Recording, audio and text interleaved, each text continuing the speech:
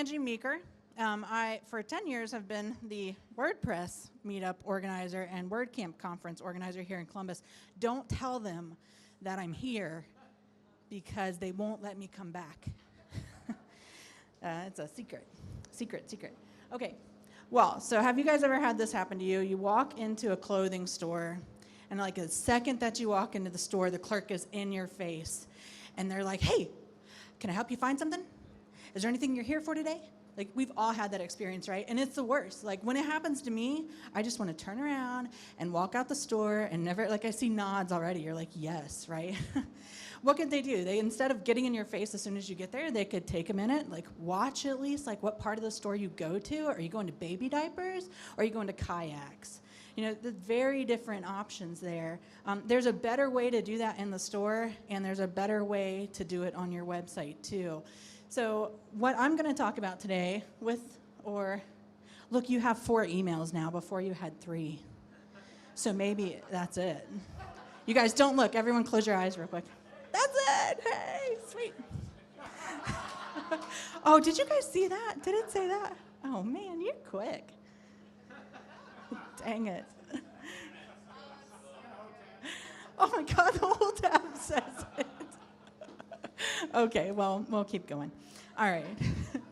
So that's what we're going to talk about today. We're going to talk about how do you grow your email list without annoying people like that clerk in the store does. And the way that you do it, and my promise to you during this presentation, is that you'll learn behavioral targeting is the best and fastest way to grow a targeted email list. And if you've done any sort of email marketing with your stores, you know the more people you're adding to that funnel, the more converting, and the more then down here at the bottom you have the opportunity to make repeat sales with them.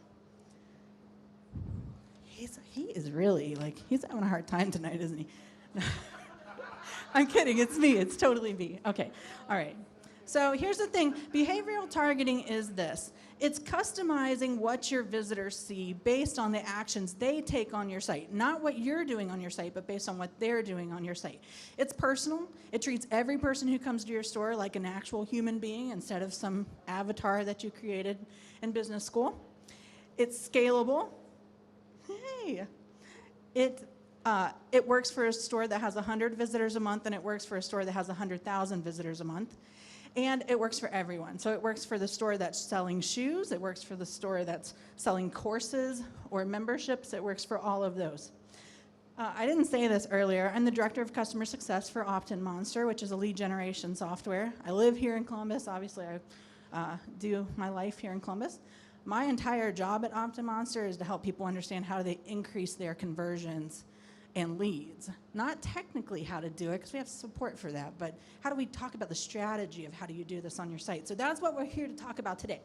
All right, now you're just gonna have to, we have some weird like mind mojo stuff going on here because I have a lot of slides.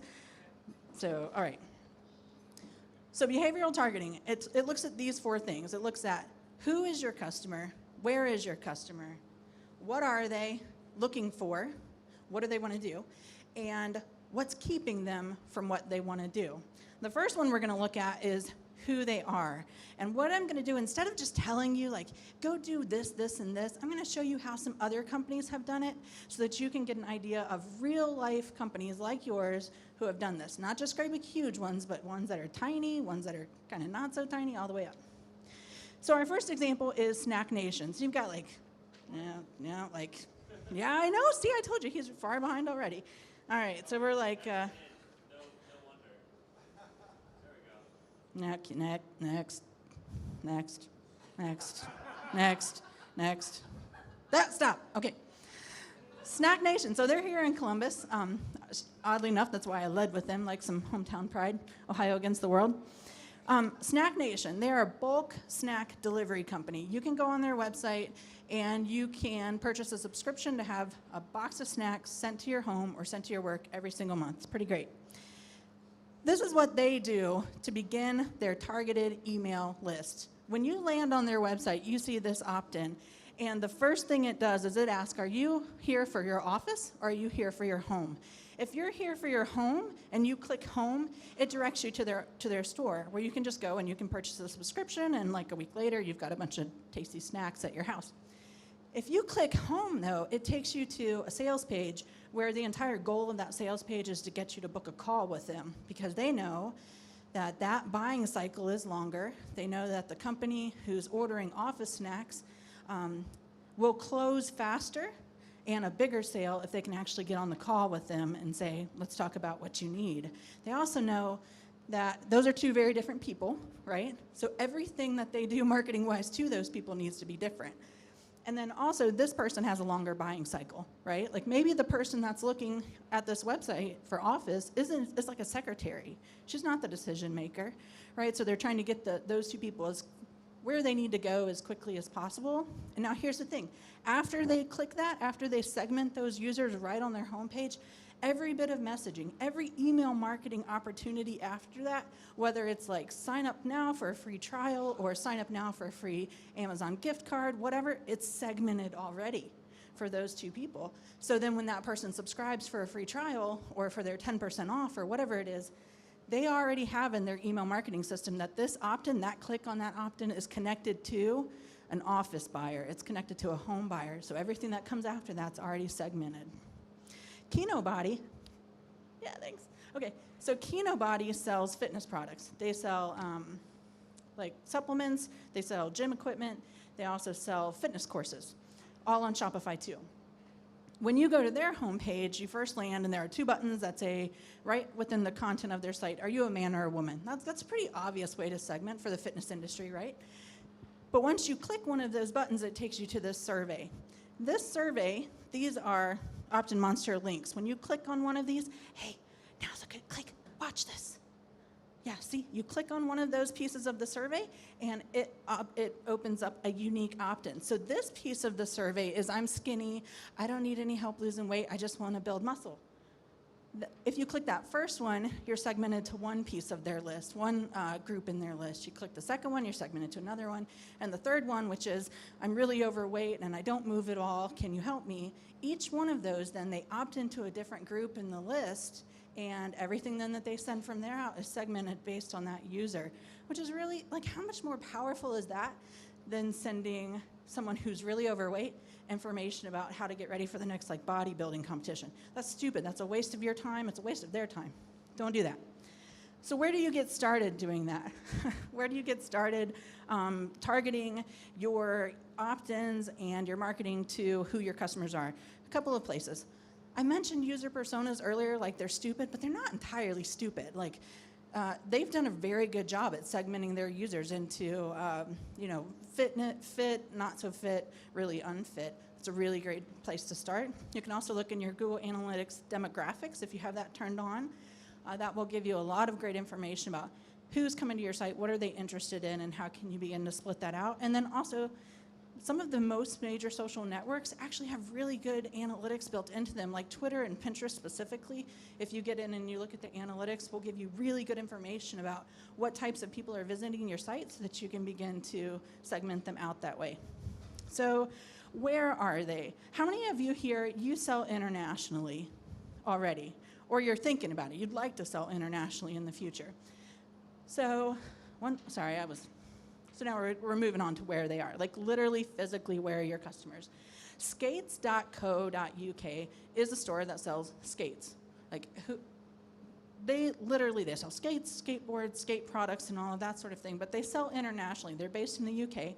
They know one of their visitors' biggest objections to buying is not knowing how long is shipping going to take to get to Ireland from where they are, to get to the US from where they are, or Australia. Well, rather than just, one, ignore it, or two, only offer free shipping, instead they tackle it head on. They say, if someone comes to our site and lands on the multilingual part for France, we're going to show them this what turns into an opt-in in just a minute. We're going to show them this opt-in. We're going to tell them how long, in general, it takes to get that product to where they are, based on where they are, because they have that information. If you ship internationally, you know that information. In general, how long does it take to get a product from X to Y based on location? So don't just be upfront. Tackle that objection head on and show them that. And when they click on this coupon code, then it adds that coupon code to the cart. And they begin, again, to segment the people who use that coupon code and this email opt-in are from France, obviously. They can begin to then change their marketing back to them to only sending French emails to them. Why send English emails to French speakers? And they do that actually with our geo-targeting tool, but you can do that with most email opt-in software based on just the URL of the multilingual site. If you don't know where your visitors are coming from, look in Google Analytics for your location. And you don't have to even do it just by country. Like think about if you're here in the US and you sell outdoor gear. The gear that you sell to someone in Ohio during winter needs to be different than the gear you sell to someone in California or Florida during winter. And if you have your location data set up and you're actually using it to inform your marketing, then you can begin to segment your email list that way and grow your email list with more targeted information. And of course, your customer purchase records too. All right, and then what your customers want to do when they come to your site. This next opt-in is from a company called Trading Strategy Guides. I always have a hard time saying that name for some reason. They sell courses about how to do different types of investment trading. One of their blog post on their site is about getting started with the best Bitcoin trading strategy. Now, what they realized, because they were paying attention to their analytics, is that this one blog post was getting the majority of their traffic. So instead of just letting people come to this existing blog post that down here had the 5 best trading strategies for Bitcoin, the really best part of it, they blocked out all of that content. Using a content locking opt-in, they said, okay, we know that the people coming to this article, they really want everything down here. They've already proven that because of traffic to this, so let's gate it. Let's block it off, and then to get to that, they have to add their email address. They increased their list. It's a big number, so I want to make sure I tell you right. 11,000 subscribers in 6 months by doing that. You know what, and I realized I didn't even tell you the numbers earlier. Snack Nation, by adding that segmented group like that, where then once they're there, they are, once they click one of those 2 buttons, they're segmented like that, 1,200 additional subscribers a month by segmenting that way, because then all the marketing after that is targeted to who's actually buying, so it makes it more personal. KinoBody converts 73% of the people who make it to that survey page will enter their segmented email address to say, I want information about this type of goal that I have. Skates, the skating company before this, added $2,000 a day with their segmented opt-ins like that, and by helping confront that objection and also then following up with that coupon. That's great. I mean, wouldn't you guys like $2,000 extra a day in your store, or like 1,200 extra leads a month? It's really, really fantastic. If you're not sure what your visitors want to do on your site, you can look at things like your most popular pages. So go into analytics and literally see what are people looking at on my site that they like the most. Look at your pages with the highest bounce rates, your products with the highest bounce rates. Because here's what happened. Someone came to that page, either they found what they wanted and they left, or they didn't find what they wanted and they left. Either way, it's a good opportunity for you to say, if you found what you wanted, then here's some more of what you want. If you didn't find what you want, then what were you looking for that we didn't help you find? And you can show them those questions on exit. I'm going to skip Nashville Pedal Tavern because I have a feeling I'm way over. All right. And then what's keeping them from what they want to do? Oh, you guys, this next one, every time I hear it, it's like I can hardly even believe this happened to them. All right, so Wild Water Adventures is a rafting company in Canada. On their website, they added a single exit intent opt-in. So that's like where when your mouse goes towards the top of the browser, like you're gonna leave the site altogether, an opt-in shows up. Look at this, can you see this? Just a picture of someone rafting, and what does it say? Need help planning your next trip? Contact us today. That's it. Like they thought to themselves, the person leaving our site has a reason they're leaving. Why don't we ask them if they need help? Now, if you've ever, think about what it costs to go rafting. They added $61,000 in a single summer from this one thing. Like people saying, yeah, I actually do need some help. I'm gonna email them and ask them for a little help planning my trip. That's a big deal. That's a really big deal for a company of that size. Kennedy Blue, anyone here heard of Kennedy Blue? Because I always thought this was really a clever use for them. So Kennedy Blue is out to kind of revolutionize the wedding dress business. So typically when you're getting married, you get all your girls together and you all go to a store and you sit there for like hours and hours trying on, right? People are laughing, right? The ladies are laughing anyway, the guys have no idea. You go to this store and you sit there with your ladies for hours and you try on dresses and they try to make it fun with like champagne and little cucumber sandwiches and stuff, but really it's not that fun. I mean, it's nice, but it's not that fun. Well, what they're doing is allowing you to order the dresses right to your home, try them on, and just kind of like Zappos, like try on the shoes if you like them, great. You know, if you don't, send them back to us and we'll send you another pair, you know, and you can just keep doing that over and over. But what they found was that their sales cycle is really long, right? Because wedding sales cycles are really long. So someone might come to their site in January, but they're not planning on buying anything until June when they actually get their act together. And so instead of losing those people through that time, this is what they did. They said, hey, when you click this, yes, send me a free swatch, you're directed to a form where you can literally just request a color swatch sent to them, and then they've got their email address. And they keep them through that 6-month sales cycle because now they know when you click that, then you're directed to a form where it says like when might you be getting married. And they've got them. At that point, they've got them. And part of it is because they looked and they said, you know what? What's the first thing that people want to do when they're looking at their wedding dresses? Well, they want the colors. They want to feel the fabric. So let's help them do that, and let's help overcome this long sales cycle, and at the same time capture their email address. Other common objections that you can do this with, and you guys probably know a lot of these. Price. Most often you see this done with a coupon. Product fit. A lot of time, think about this as an example of a way to use product fit and price together to capture a person's email address, or even to turn it back into a sale when they're getting ready to leave. Let's say on your store you sell dog food, right? You sell it in 30-pound bags, which is the really big bag, right? So someone comes to your site, they see the 30-pound bag, they're like, I have a Chihuahua, I can't use that, that's too much, like it's gonna get bugs in it or something before we're done. So when they go to leave the site, because they're leaving, they might have thought they wanted what you needed, but they're leaving, offer them something smaller. Like that was not a good product fit, but it doesn't mean that that's not the right product for them. That size might have been wrong. Maybe it was, I guess, that point being when the person attempts to leave, offer them other options that are similar to what they came for. It might be different sizes, it might be different colors, different bundles of a product, but don't let them leave without at least trying to capture the email, offer them a discount for whatever that additional or alternative product might be, and you'll begin to see your email list grow because of that. And then competition, that's as simple as an opt-in that says, hey, can you take this quick survey for us? And shipping.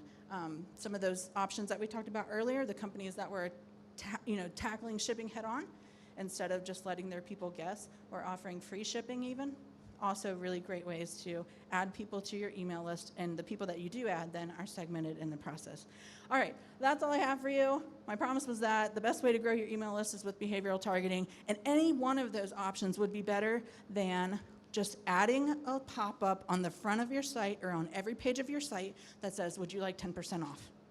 Every single one of those options will convert better for you than just, hey, welcome to my store. Is there anything I can help you find today?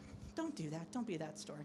All right, that's it. My name's Angie Meeker. You can find me on Twitter, Angie Meeker, and Optin Monster.